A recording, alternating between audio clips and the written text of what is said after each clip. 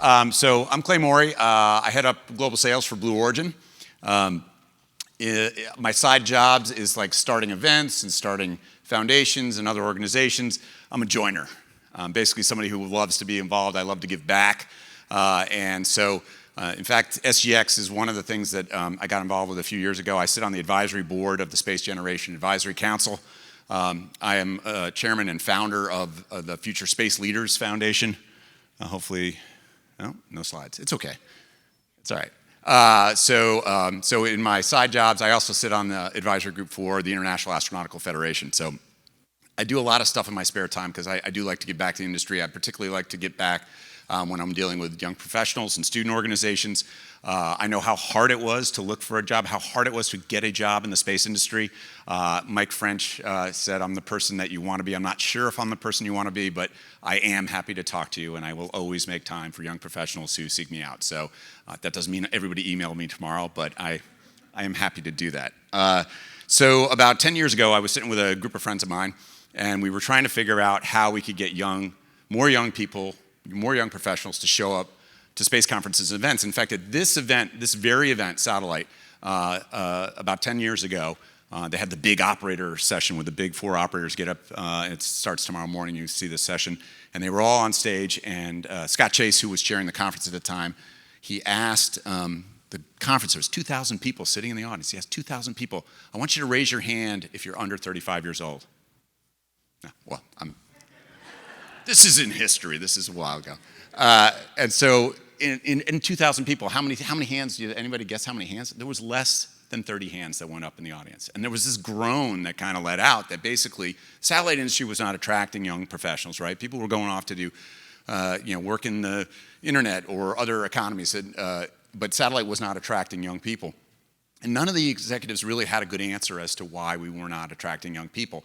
And I was meeting with a group of my friends who are involved in the International Astronautical Federation, trying to figure out how do we start this pipeline? How do we get more young people to come to that event, to come to this event, and other events so that we could really kind of reinvigorate the space industry and try to bring young professionals in. And we knew the people were out there, but for some reason, either their companies or they weren't finding the resources to be able to come and join into these events and actually being able to network. And the industry, if you go around, you're going to find that people are more, like myself, are more than welcome. They want to see you guys. They want to engage you guys. They're excited that you're passionate about space and that you want to pursue a career in this. So my friends and I, we started an organization called Future Space Leaders Foundation. And it's a 501c3 nonprofit organization. It's all volunteer. There's not a single paid staff person, although Yasmin Allman's here. She's our executive director in the back.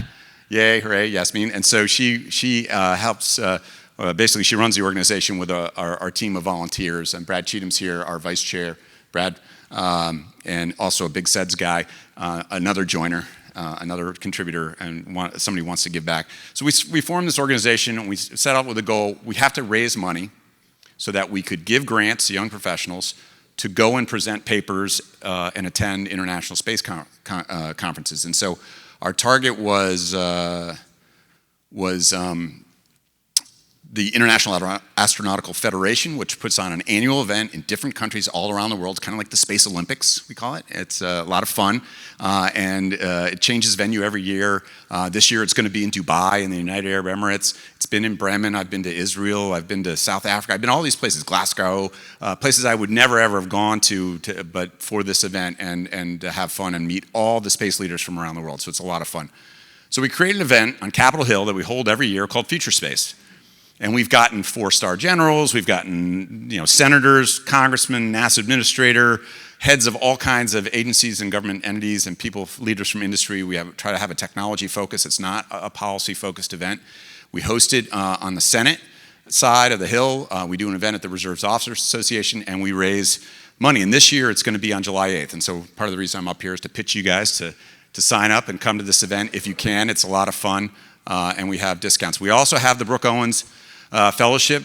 They send their fellows every year, and so it's a lot of excitement there when they all come and join us at the event, and it adds a real fun flavor to the event.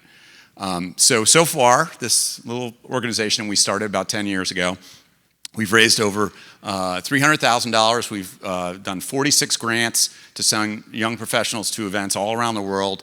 You see a few of these logos. So we've not only do we send folks to the IAF and to the SGAC's Congress that's held at that event, but we've sent them to the Fusion Forum, to this event here, SGX, to the American Astronautical Society's Goddard Symposium. And one of our partner organizations helps us choose our grant award winners, the ones evaluated. To the AIAA has done their Spotlight Awards dinner and had our grant winners there. And so an ISPCS out in New Mexico, which is now no longer, last year was the last year of that organization's event. But so we've done a lot of these things, and it's a lot of fun to meet those young people. And these are all their names that are up there.